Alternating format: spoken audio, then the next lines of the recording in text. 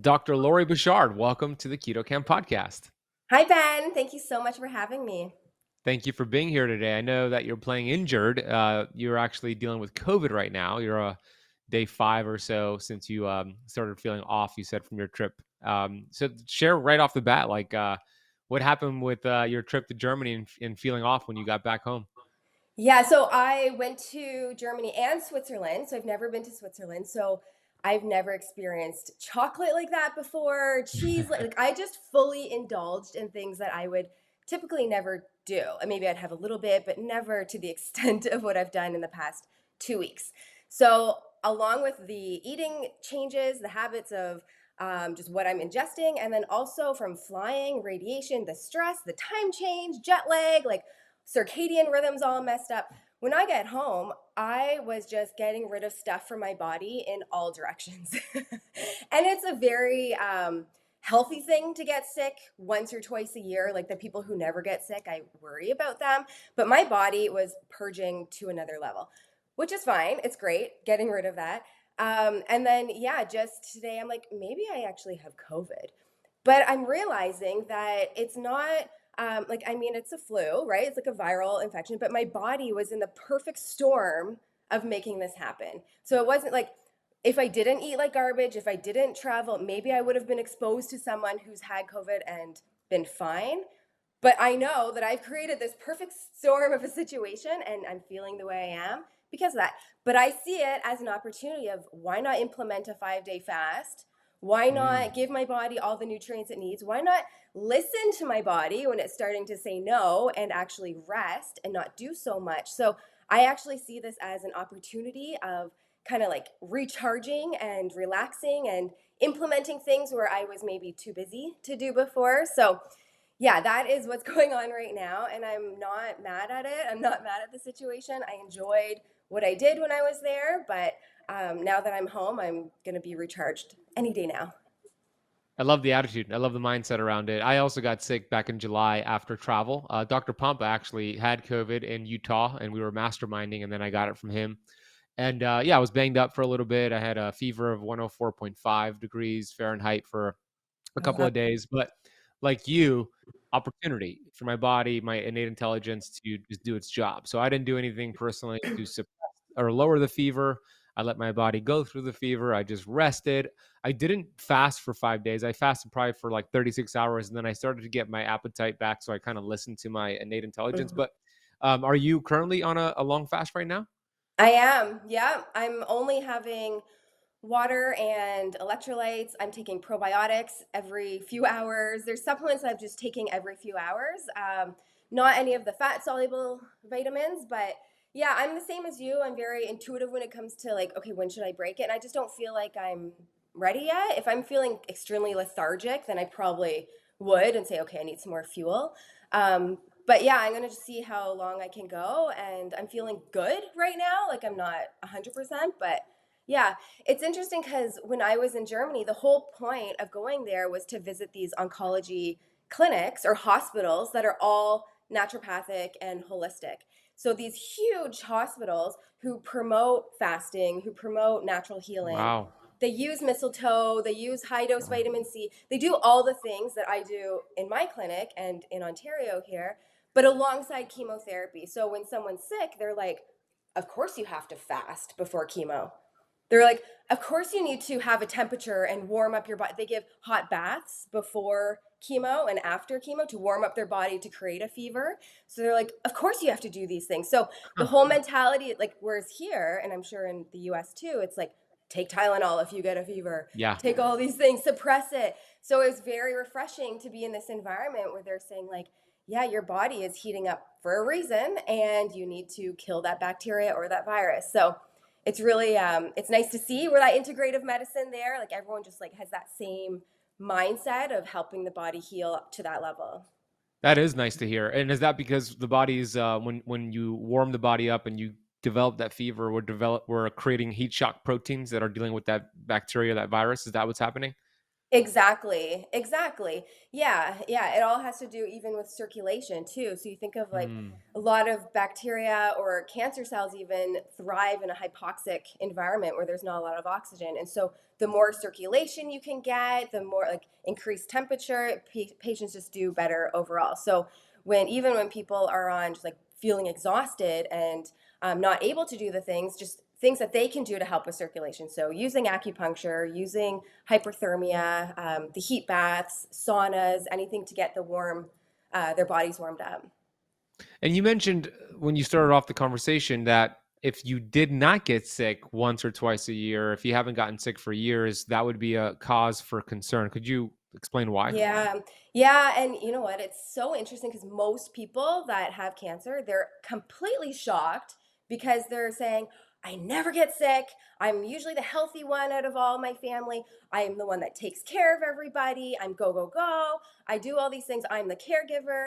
And so the fact that I got cancer is shocking. And I'm thinking, well, you know what? Your immune system never even had a chance to purge these things because you're in this like fight or flight mode all the time. You're go, go, go, taking care of everyone else, and your body's like reserving all this toxicity. And so getting rid of garbage is a very important thing for our body. So, not saying you should be sick once or twice a year for lengthy periods of time, like a few days of something like spitting up mucus, like getting rid of stuff is a very healthy thing for our body to do. So, if you're never experiencing that, that's a problem. Like, where is that garbage going? That's a paradigm shift for a lot of people. That's interesting. A few years, I did not get sick. Actually, I think 3 years in a row. And then last year I got sick, and I recovered fast. This year I got sick and I recovered fast. And it's interesting because I also did a test with a company called Glycan Age. Have you ever heard of them? Looking at glycans and how they, to assess your longevity. Have you heard of that? Yeah.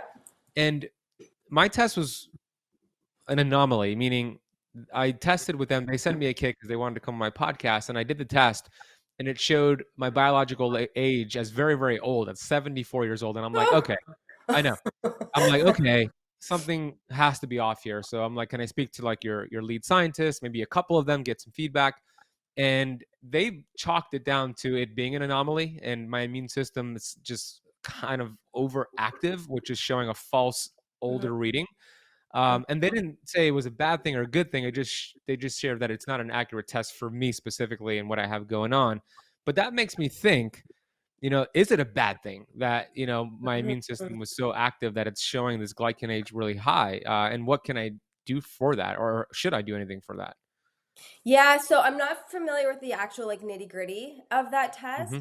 but maybe it's more of like a Th1, Th2, like if someone tends to get more allergies and a hyperreactive immune system in general, right? Things to help modulate their immune system. So if they tend to be hyper responsive, like have maybe autoimmune conditions or predisposed to those, have allergies or have anything that's like rheumatoid arthritis or MS, things like that, then maybe that's the case where their system is in that overreactive mode. And so they're not sick very often, right? But even that can be a problem too, because leaning more towards the autoimmune way, like you need to modulate that. So, I mean, fasting is a really important way to Yeah. help modulate and change the whole microbiome and helping with your gut health. But yeah, looking at that balance, right? Like not to have like too high of an immune system or too low of an immune system. Like it's really that Th1, Th2, like autoimmune, that balance. Makes sense. Yeah, and I do have autoimmune. I have Raynaud's, right? I have Raynaud's, which is an autoimmune condition. However, it's gotten so much better over the years with the things you've mentioned: fasting, heavy metal detox. Just living the life that I'm living, and it's amazing. Like you said before we hit record, that we have these tools that we could Mhm. apply. Some are free, like fasting and grounding and vitamin G, which I call gratitude, and then some you could pay for, like sauna and red light therapy and all these other cool things that we have available to us. But what an amazing Yeah. world we live in right now to have all these tools. No. Yeah, and I love that you talk about gratitude so much because I see that especially after someone's diagnosed with cancer, they have this chance to almost like view the world differently. They reflect and appreciate things differently. Like they're the ones that always think that they have to do everything for everyone else. And then when they see their family members saying, I want to do this for you, like I actually want to support you and I want to be there for you, like just that. gratitude of them sitting back and saying, wow, I have this amazing support team that maybe they didn't even recognize before. Or things that Mm. have come out where they're like, wow, every day that I spend with my children, I am just like cherishing those moments way more than they would have before, where they're kind of in this cloud of like to-do lists and busy and go, go, go. Right. So it's really sometimes it takes a diagnosis for people to switch into that gratitude and like it sucks. Like it would suck to actually have to have that diagnosis to go there, but preventatively, right? Like what that does for our nervous system and how it just makes us just really sit back and say, like, life is good. Like we're in a good place. Yeah, strongest vitamin in the world, vitamin G, and you can't overdose on it. It's completely free. You could have access to it whenever you want. No medication, prescription need or a prescription needed. Um, when you search online and you look for cancer hashtags, the top hashtags are like F cancer, I hate cancer, and what is your thought process around like the war against cancer, the hate against cancer? Is that something that is the wrong way of looking at it? Yeah. That's like, I mean, never having a cancer diagnosis, I can't really like say fuck you cancer because I've maybe like okay, so I have two different two different thoughts on this. I think that whenever someone gets hurt, for example, like so just say your child or like a young child falls and they have this like huge cut on their leg and they see this injury and just say it's like slow to heal. You're not going to run over to the kid and be like, F you, you scar, and you like you wound, like screw you, this happened. You're gonna go over to that injury and like give it love. You're gonna give it a hug. You're gonna like support that child in the way that that the body is amazing to heal. So you Hmm. look at that as like an injury happened, an external threat came in, and we need to support the body and how it's going to heal. So that FU attitude is, I think, in the process of cancering, making things way worse. It's that anger is going to exacerbate this and like the why me mentality and like why did this happen? But I mean, that's the culture we live in. We're told that it's bad luck and we're told that cancer is something that just like, oh, it's not in your genes, it's shitty luck. So a lot of people don't understand that like why does cancer even happen in the first place? So I can see, oh, I'm given this death threat essentially, right? And so in the process of having cancer, that's not the way that I would go about it. I would say, okay, this is a reason to change, and this is a reason to look into my health and healing from a physical, mental, emotional, all the levels. But then when I can resonate with the FU cancer is when it's taking many people's lives. Hmm. So I've seen where people work really hard for their health, but they have a very aggressive type of cancer. And so the loss of that, of the person, I can see that where they're like, okay, fuck you, cancer. Yeah. Well, Right. well, So, well. Go ahead. yeah. So it is a very, like, I get it, but really it's so many great things come out of, I mean, it's awful to say that too, but a lot of things come out of that where families become a lot closer. Their last months or years of after having a diagnosis like that, like they've shared things and reached new levels of relationships that maybe they wouldn't have had if they've experienced love to such a deeper level. And even the connections that it brings and the knowledge that it brings, like there's so many benefits to it too, as much as it like, I mean, we're all going to die of cancer eventually. Like, that is just the reality of it, right? One of every two people in their lifetime will get it.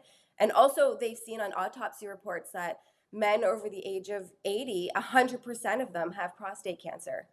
So it's Mm. like they're not dying because of the prostate cancer, but they had it. And same with thyroid cancer. That's another one that a lot of people die with, not of. So to be angry at something that is not necessarily going to take your life, right? It's something that's part of normal evolution. Like it's just part of how our cells are aging. There's a way that we can stay in remission for a long time and prolong the risk of getting it. But I think all of us are going to be eventually, as sad as that sounds, like it is something that's part of us.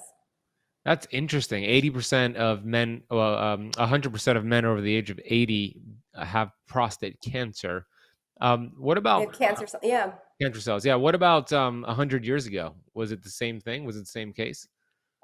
Yeah, so there was a book called Emperor of All Modalities, and where they were actually researching and looking at um, fossils and looking at like see if cancer was even a thing, even like 100 years ago, 200 years ago, and they didn't have the technology to actually like diagnose it at that time, but cancer was around hundreds of years ago as well.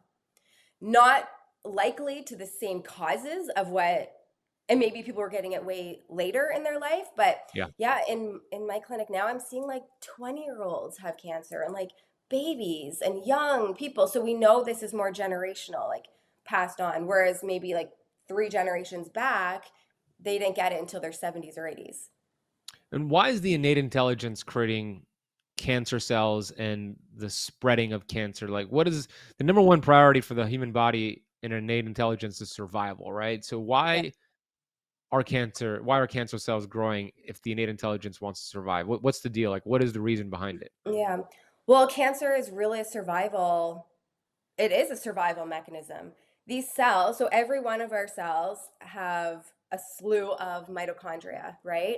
And those mitochondria are producing energy. And when you think about the way that you're making energy, it's the mitochondria's role to do that. And so you think about all the things that damage our mitochondria. So stress, toxicity, inflammation, the glyphosates, all the things around us that can damage our actual mitochondria, are those cells that were once healthy, they actually have to change energy modes, and that is when they become more of a cancerous cell. And the problem with cancer is that they don't stop replicating, so Mm. they keep overproducing. They completely change their mechanism of how they survive, so they're very clever in the sense of they're trying to stay alive essentially. So it's two different energy mechanisms. So when we think of like human evolution, that's really all cancer is. It's your body is, it's those cells are trying to stay alive. Given a very toxic environment, those cells have to change.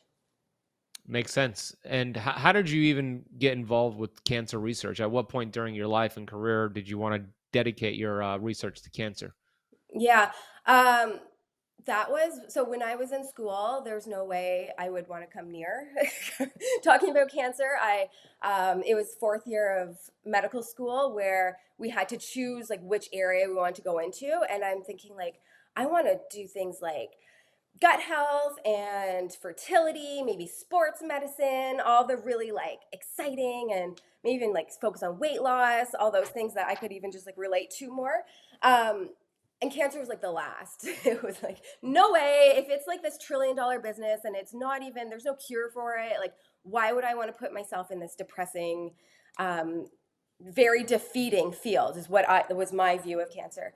And then when I first like when I graduated, I had a patient who came in a wheelchair. He was told that he has a month to live. He has multiple myeloma, and he says, "I am not ready to die. I have a grandchild on its way. I want to meet them in December, but my oncologist said if I do one more round of chemo, I'm going to die." So I was given a month to live. And so here I am thinking like, holy shit. Why? Like, this patient, first of all, has never talked about diet, has never talked about what they're eating, never talked about like the toxicity that's been bombarded on their system through all these chemo sessions. They're literally just saying, oh, if we do another chemo, you're gonna die. So just go home and basically die. So I was his absolute last resort. So I looked at him not from even like a cancer standpoint. I looked at him as, how can we just keep this man alive to see his grandchildren in December? And so then working with him, he was like, I will do everything you say. He was the best patient ever because he also had that mind power of his purpose, and his will was so strong. Like, he was so determined that he's going to prove everyone wrong. And like, he's not going anywhere. So he had all the things. He's getting all the knowledge. He's applying. He had the best support team. And this patient ended up living almost close to a decade longer. Wow. So when he started to turn around, like within a few months, he started getting out of his wheelchair, started walking. The Wow. next spring, he started golfing. He started doing things where he never thought he could do. So he was more of like I would say like a walking advertisement for me. And I didn't think I was going to be getting into the cancer world, like I said, but everyone started coming in and saying, okay, if you could help him, you can help my stage 1, stage 2, stage 3 type of cancer. And a lot of the things that I'm learning about cancer in general is just like foundational stuff that people don't know, right? Like even how to track your labs, how to eat properly, how important having regular bowel movements are, how to track inflammation, like all those things before it even gets to a cancering stage is so critical for everyone to know. So that's what really empowers me to learn more. And if I can help people with cancer, I can help people with losing weight. I can help people with digestive issues. Like everything else seems like I might be bored, essentially, is what that Yeah. comes down to. I just need that learning more and there's so much to know with cancer. So it's for me being that detective is really keeps me on my toes. It's an amazing story about the gentleman. You cancer, how long does it take for cancer to continue growing on average before you get a diagnosis by your doctor saying you have a certain cancer? How long on average does it take for that to happen? Yeah, so the research varies, but it's usually about 7 to 10 years. 7 to 10 years, meaning it So could be developing year after year after year, but after 7 to 10 years on average, depending on the type of cancer, you have a diagnosis. exactly. And there's certain things you can track. Like you can look at your blood work and to say, like, am I creating an environment where it allows cancer to thrive? Like people can take these action steps to just get like yearly checkups and say, like, are these markers promoting a cancer's growth? Or is it something that like they can take a handle of it, right? And they can just be on not to like give anxiety of, oh, I'm gonna get cancer, but it should be a more proactive thing to keep you empowered to know more. Because if I hear one more time patients saying, "Oh, I was just sent home," and the watch and wait approach, like watching and Mm, waiting for my if once it gets really big, then we're going to do something about it. It's like, no, yeah. we can do things about this. Like, there's so much we can do to help our body. Amen to that. What are the best lab markers that we should order every year as a preventative measure for preventing cancer? Yeah. So, like I said, I don't say preventing because I think everyone's going to get it, but lowering our risk and lowering the onset of when it comes. So we want to look at the environment of our cells, right? So we want to look up anything that could actually create the microenvironment of the tumor to stimulate the tumor. So I would look at high sensitivity CRP. We want that under 1. ESR, so erythrocyte sedimentation rate, that one they say should be like in Canada, they say under 30. I like that under 10. I also look at, depending on what type of cancer, but in general, glucose levels, hemoglobin A1C. In Canada, the levels are going to be different, but I like it under 5.5. So not even close to that pre-diabetic range. Like a lot of people see, oh, I'm under 6, so I'm okay. But you want to really be an efficient sugar burner, which you know all about. So the better that you can deal with sugars, the better you're able to produce ketones, right? So sugar, inflammation, you could also, this is more for when someone has had a cancer diagnosis, but LDH is lactate dehydrogenase. It looks at some people, that's like their first sign that they need to go investigate further is when they have cell breakdown. So LDH is just a marker to see if there's things moving around the body, like a high breakdown of cells and reason to investigate further. And those would That's be the good. top Okay. ones. So pretty much the environment of your cells is what we're looking at. And you mentioned that cancer is a result of mitochondrial dysfunction. So if that's true, what are the best ways we could support the mitochondria right now? Yeah, so top ways, minimum doing a 13-hour fast. So anything that's like constantly stimulating insulin or constantly adding inflammation in the body, just compress that into a, eating for 9 hours in the day and then whatever the math is there. my brain math is not right now working. So having a 16-hour fast would be ideal, but for a lot of the research, it's saying between 13 and 14 hours every single night is one of the best ways that you can help recharge your mitochondria and help support the healthy cells. Um, Eliminating toxicity is an obvious one too. So looking at what carcinogens are in your life, right? So If you're cooking with Teflon pans, get rid of those. If you have a lot of food that has glyphosates and herbicides and pesticides, get rid of those. It's all those tiny little insults that people are exposed to on a daily basis that just start to accumulate. So if you're brushing your teeth with propylene glycol that's Mm. in the toothpaste, like, why would they put antifreeze in things, right? Like, all these things that are allowed to be in our body products and our hair products, they are not, our body doesn't know what to do with them, creates more inflammation, directly damages our mitochondria. And all of that over time is not only going to make you feel tired, but leads to more chronic diseases. So getting rid of the toxicity. Also, making sure that you're going to the bathroom every day. Like, if you're eliminating regularly, then you're not getting that auto circulation or auto intoxication, and things don't have a chance to kind of like create more stress on the liver and start brewing. So, drinking lots of water, that's going to help with healthy cells, right? Like, helping. So many people don't drink enough water. Like, they're like, oh no, I have like 10 cups of coffee, and if I drink too much water, I have to go pee all the time. So it's like, okay, well, some of the basic things, right? Where you can just say, okay, if you just even have a liter of water in your day, you will have so much more energy. So That's good. That's those are good. the So top ones. yeah, and those are pretty easy to do. 13-hour fast minimum, looking at your toxic load, starting with your household products, eating organic as much as possible, swapping out your cookware for non-toxic cookware, regular bowel movements, hydration. What about ketosis and the process of burning ketones instead of sugar? How does that help the mitochondria, and how does that help with just longevity? Yeah, I was just gonna say that list. Let's add exercise to that list too. That's one really great way to add in to support mitochondria. So movement, and when people have poor mitochondrial function, they're usually really tired. So they think like, oh, how am I gonna go exercise when I'm so tired? But even going on to those vibe plates, like they're Mm. like lymphatic, just getting lymph going and circulation going.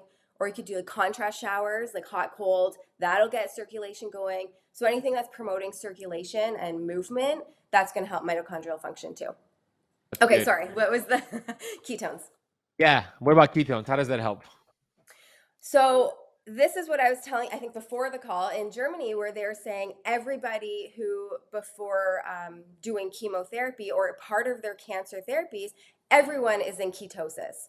And they're like, obviously, this is going to help support chemosensitivity. It's going to help produce healthy white blood cells. It's going to totally change the tumor microenvironment. Like, they listed off all of these very highly researched articles where going into ketosis is an extremely not even just useful, it's a mandatory thing that they do part of these hospitals in Germany. So going into ketosis, what that's doing, it's basically keeping the insulin growth factors down. So every time you're eating sugars, you're stimulating, your pancreas is releasing the insulin, which stimulates insulin growth factor. When that is lower, then your body has this opportunity to tap into the ketogenic, getting into ketosis, so your body can use those fats from your diet or from your own body to produce these ketones. And these ketones are actually helping how your body goes into autophagy. And we know when we can go into autophagy and you're killing off all these dead cells and old cells and getting rid of abnormal cells in the body, you have a much stronger chance of living a healthier life. So bringing down inflammation is huge when it comes to cancer care, and especially before chemotherapy. If you're not in ketosis, then it's a lot harder for that chemo to be sensitive to the cancer cells. So if you're fasting and in ketosis, it actually protects your healthy cells during all of that toxicity, which is huge, right? So a lot of people that I help, I see them where they like go through chemo and they're like, I feel fine, totally fine. Like, they're not bedridden for weeks. Like, they do the chemo. Yeah, it sucks and they're feeling tired, but they're no way like bedridden for weeks. Like, it's a completely different experience. So they do what they need to do to help kill off cancer cells in that aggressive way, but let's build health at the exact same time. So getting into ketosis is a really important way to do that. That's awesome about that hospital making that mandatory. I love that. And that's very uncommon, meaning most hospitals don't do that. And I want to get in a little bit into the hospital thing soon. But question on the insulin like growth factor. So IGF-1. if somebody's getting that on their lab work, how should they view that? Should they view that as the higher it is, the more their body is in this anabolic growth phase, too much mTOR, and is the goal to bring it as low as possible, or is there kind of a sweet spot with that? Yeah, the goal is really to have it as low as possible, and it's completely modifiable through diet. Mm. Completely. So, for example, if you eat a donut and go and have your IGF-1 checked, it'll be high. It'll be high. So it's something that like spiking sugar, spiking insulin, you're going to have a high level. So when you go in after maybe a 12-hour fast at least, just to get a baseline, and then you can monitor that again even a month later. So if your overall IGF-1 is declining over time, that's a really good thing. So the more that you can manage and support how your liver is producing this IGF-1, that's a really great thing. Is it also a marker to look at for mTOR? Will eating excessive protein spike that up, and eating protein frequently also spike IGF-1? Yeah, it depends on genetics too. Like some people, when they have high, with certain genetic SNPs, so the ASCL1, that one, if you have a lot of sugars in general, a lot of protein, if they have a lot of protein, it can convert to sugars in the body. So they'll start to become more diabetic on a keto diet. So that's Interesting. something to monitor and to look at. So yeah, people are in really high protein and they start to see their blood sugar adjust, or to increase, then they might want to look at cutting back on that protein because that their body is just going into that pathway. What are your thoughts on melatonin as it relates, not so much to sleep, which we know is very important for what we're talking about here, but as it relates to mitochondrial health and as an antioxidant? Yeah, so I actually use in cancer melatonin as more of a pro-oxidant, which is use higher dose melatonin. So for sleep, you would probably use like 3 milligrams, 6 milligrams maybe. For cancer care, I go up to 60 milligrams. And so that has apoptosis effects on the body. But melatonin is one of the most highly researched hormones when it comes to especially hormonal cancers. It can use for any solid tumors, really, but melatonin is a really great thing to do for cancer care. It also helps with GERD. So, reflux Mm. melatonin is really great. It strengthens that esophageal valve. It also can help with serotonin production, too. So, anyone who's on SSRIs, they would want to watch out because they may get a serotonin storm, like too much serotonin in the body if they supplement with melatonin. But it's interesting because I see a lot of shift workers come in with cancer. And you think about how their melatonin has been Yeah. messed up for years, right? And they just feel like, oh, like, why do I get cancer? But they've probably been blocking this melatonin production for decades. So supplementing with that may be just so critical for their healing process.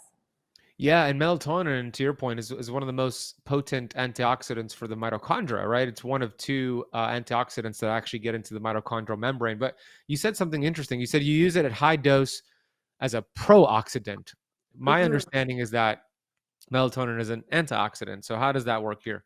Yeah, so same thing as like with vitamin C, low doses, it's an antioxidant, which is really great, cleaning up free radical damage, any kind of inflammation in the body. It's helping with cleaning that up.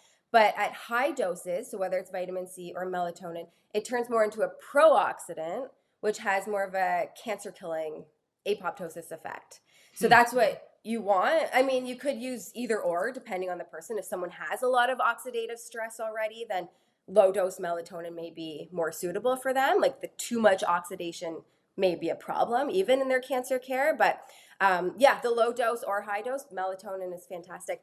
I was actually there was a study showing with rats where they had a tumor cell. And they, in the study, they removed the pineal gland, so the gland that produces melatonin. And it showed when they removed that gland, the tumor, like the cancer, just metastasized within no time. So it Wow. just shows the critical role of melatonin on our body and controlling cancer. Yeah, that is fascinating.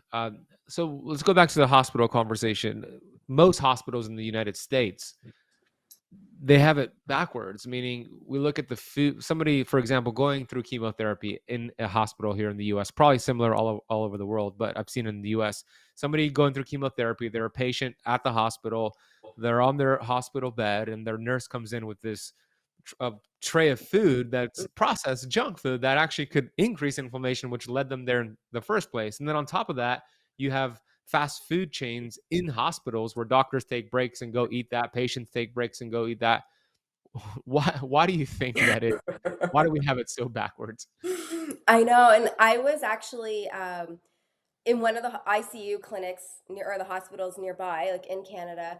I was looking at what they're putting in these patients' feeding tubes when they're like literally on their last, like they're on their deathbeds or critical care at least. And in these feeding tubes, like their food bag, first ingredient was glucose corn syrup. It Mm, was all like sugar, sugar, sugar, sugar. It was all just disgusting, modified. Like there was no food actually in it. It was just fillers and high calorie because the high calories are what they say is going to keep them alive and functioning. But like you said, we know it's an inflammatory process and it's feeding that inflammation and it's only going to kill them faster, which is really sad. But so when I was at the hospital in Canada, I was picking all the oncologist's brain. I'm like, what food are they eating? How come, like, what do you think about this? What do you think?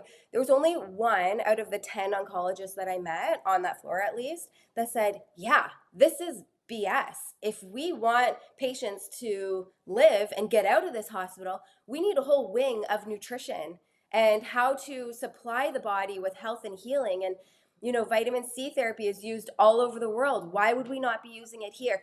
But 9 out of 10 of these doctors don't care. They do mm. not want to they did not want to engage in a conversation of, and I don't know if that is a legality thing, a pharmaceutical thing, or what the actual, if they're going to get their license taken away if they talk about actual fueling the body properly.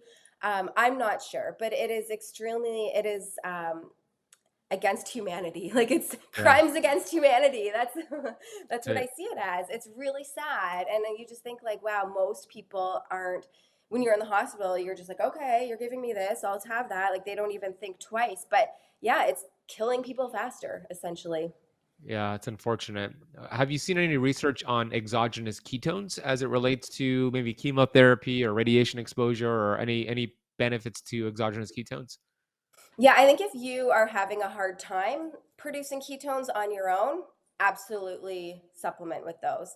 If your body is in ketosis, whether it's organically or from taking it, like low blood sugar and then supplementing with exogenous ketones, that's fantastic. So before patients do uh, hyperthermia or do chemo or do hyperbaric chambers, especially in cancer, you need to be in ketosis. So a lot of patients have a hard time doing that. So they do supplement and they are in that state, even if they can't do it on their own. That makes sense. And you wrote a book about breast cancer, and it's called "Live Longer and Stronger with Breast Cancer: A Step-by-Step Guide." If you're watching on YouTube, it's right behind you. Why did you want to focus on breast cancer? So that was the first, yeah, I've written another book since, Cancer Doesn't Own You, that Great talks about title. all of the things that patients have been asking me over the past 12 years in practice. And so I've kind of just accumulated all of those questions into a book so then I can not repeat myself 1,000 times and just get I understand that. here, just read the book. But with breast cancer is really interesting because I wanted to focus in on one cancer specifically instead of just like writing for the first book about all the different cancers because they can be very different. But with breast cancer, I felt like I did see a lot of patients in my practice that I could relate to. Like they were young moms, they have children, they have this hormonal cancer where I've seen a lot of like in their 30s and or like even high 20s where they're diagnosed with breast cancer and they're given this like no change in diet, no change in emotional, like no mindset change. Like there was nothing given to them. And they're basically trying to like, they're having all these emotional issues because they go home seeing their children and thinking like, this could be the last time that I see Christmas with them. This could be so I had this really, for breast cancer, but now it's really all hormonal cancers women's health in general. I do see a lot of endometrial, cervical, but with breast cancer, you can actually apply a lot of the principles in that book for many hormonal cancers. So even for prostate cancer and even colon cancer, a lot of the similar pathologies are the same. So like what I said, the IGF-1, the hemoglobin A1C, the inflammation, I talk all about that in the book. So even though it's called for breast cancer, it's really for all cancers it can be applied to. Question on prostate cancer. Thoughts on this? I heard it was Spencer Feldman. Dr. Pompa brought him into our group, and we do weekly trainings, and he said that he believes a big reason to why men are getting prostate cancer is a sedentary lifestyle. They're sitting a lot. There's not enough blood flow going to the prostate. Do you think that might be the case for a lot of these men? Absolutely. Like right now, prostate cancer is given a they're saying that it's has to do with testosterone. So if you're given a prostate cancer diagnosis, then they'll put you on androgen blockers, suppress all of your testosterone. But if Mm, that theory was actually true, wouldn't you think men doing testosterone injections in their 20s and 30s would be the one with prostate cancer? yeah. But those are the men who are working out more, they're getting circulation going, they have a healthy normal testosterone level. But you're right, as we age, it's very common for most people to be sitting at their computer all day long and not moving. And that's when their testosterone is declining. So they're feeling more depressed, can't put on muscle, they're just feeling more anxious. So, all the things that go along with low testosterone. So, for men in general, I like to prescribe a hula hoop, get Ah, their hips moving and get things moving because that's a really important thing to get blood flow to that area. In general, most people are way too stagnant. We don't move around enough. So even in my own practice, I have a mini trampoline in my clinic. I have vibration plates, like I stand on those. So every hour I'm getting up and doing something because I am just like everybody else. I'm always looking up stuff on my computer. I'm always doing things where I am more stagnant, but I break that up because you're right, circulation and just being too stagnant, like that's definitely a problem. those are some good tips. I never even thought of the hula hoop thing. So go ahead and get a hula hoop, men and women. It's cheap. Very gentle. Go, Cheap take and gentle. yeah, nice to go. Every few hours, take a break. What's like a good protocol for the hula hoops? What's a good way to use that? I mean, if you've never done it before, you'll probably want to just go as long as you can.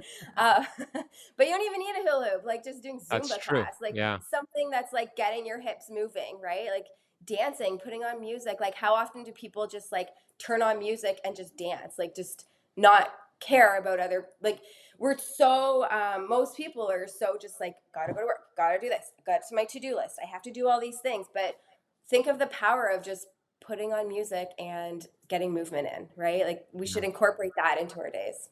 yeah. Absolutely, absolutely. All right, I'm going to ask you a difficult question here.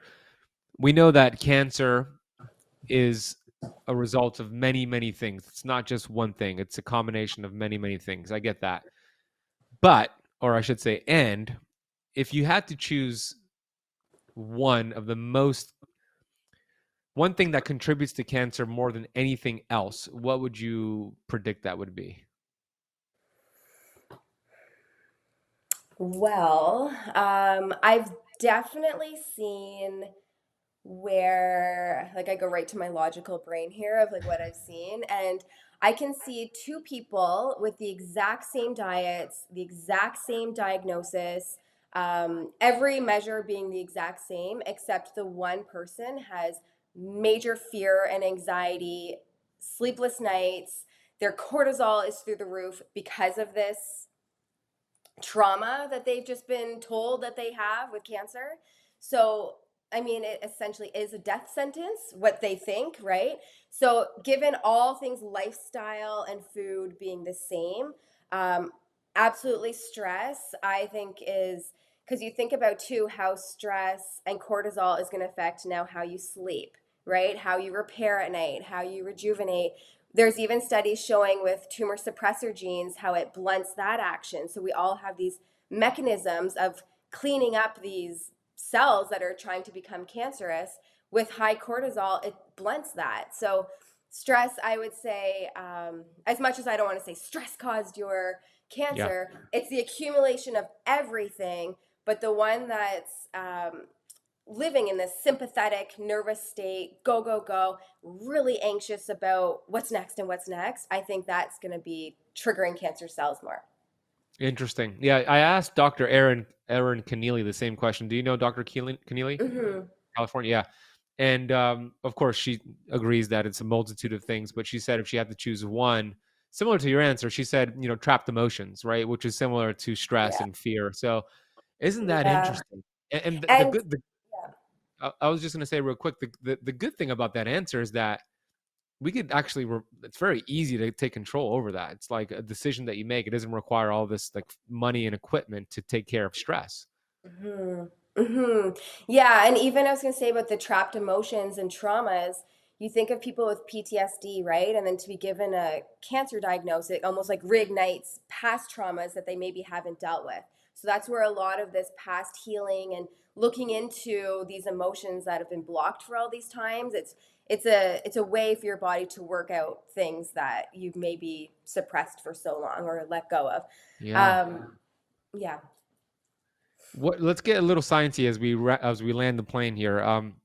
What role does the membrane of the cell play here with cancer progression? Right, that lipid bilayer that's protective, kind of like the bodyguard. What role does that play, and how do we support that?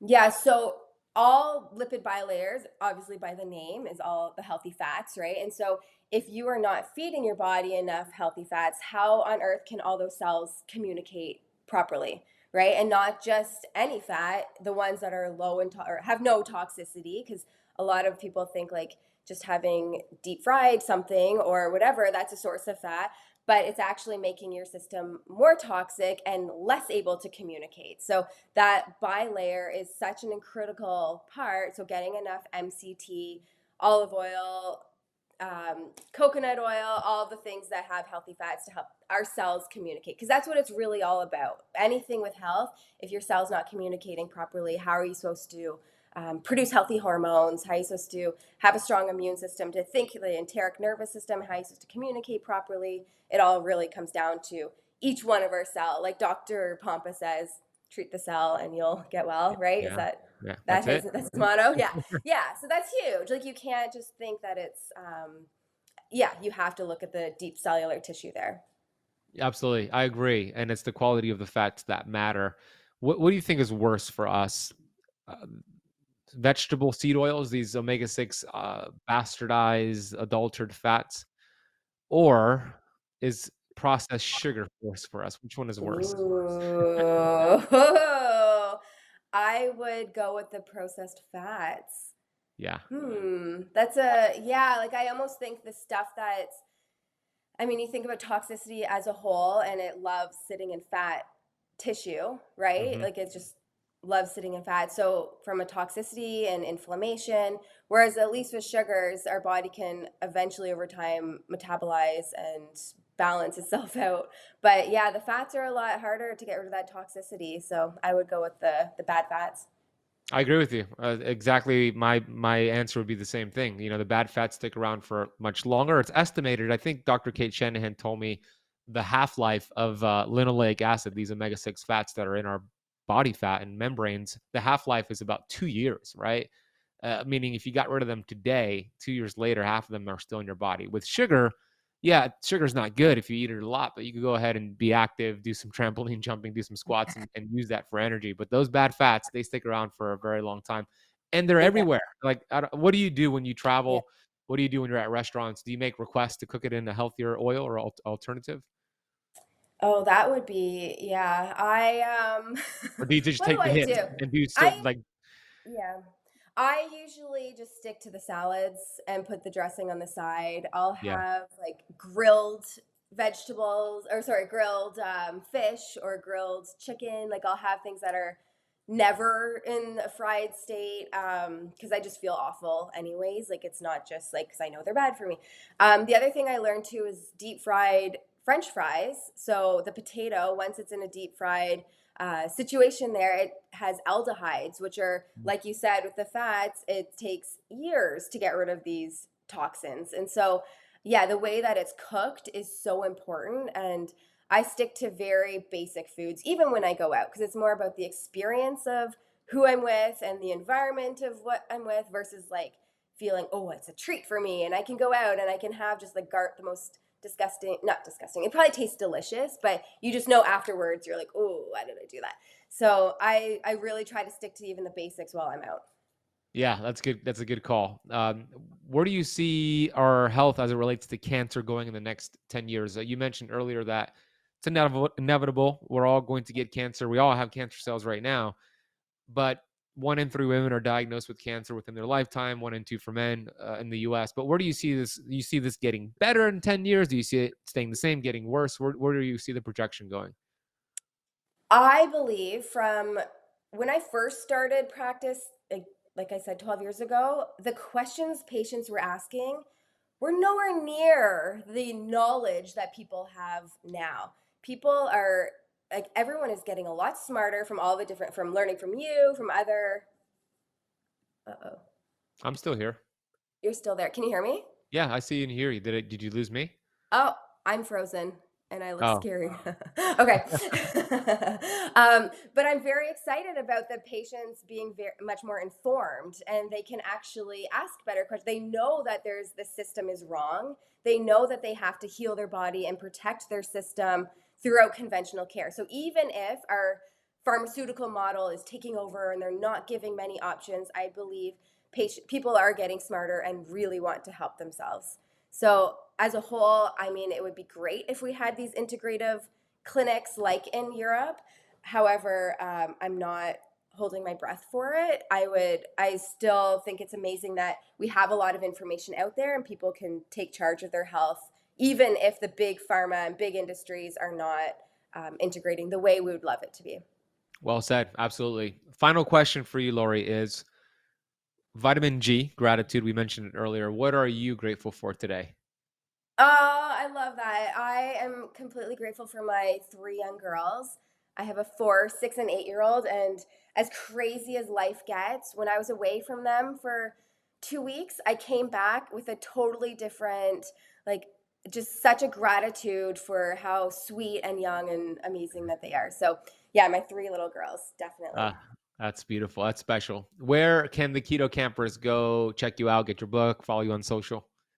Yeah, so I'm giving away my free book, Cancer Doesn't Own You, on drlori.ca, so drlori.ca. Awesome. We'll put that down below. What about social media? Where do you want them to go? And then on Instagram, I'm at Dr. Lori Bouchard. Okay, great. We'll put that down below. Yeah. So if you're watching on YouTube, you can find it in the notes. If you're on the podcast, find it in the notes. Dr. Lori Bouchard, I love your work. I love what you're doing. I always learn from you. I look forward to doing more collaborations with you. And just thank you so much for coming on here and giving us hope and inspiration and empowering us with your research. Amazing. Thank you so much, Ben. I'm so honored to be here too.